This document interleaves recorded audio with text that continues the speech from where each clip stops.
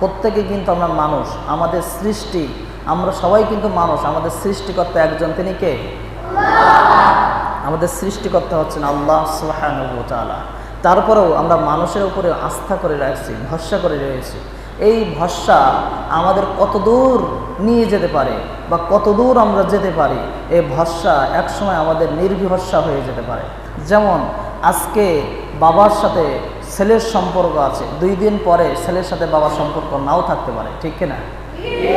এমন হয় যে আজকে বাবার সাথে ছেলের সম্পর্ক আছে, 2 দিন পরে দেখা যায় যে বাবার সাথে ছেলের সম্পর্কই নাই।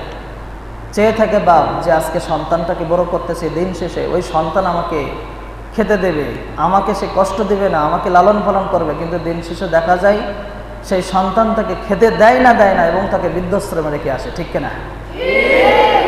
তাকে বৃদ্ধাশ্রমে রেখে আসে, কষ্ট দেয়। তাহলে আমরা যে ভরসা করে থাকি, কিন্তু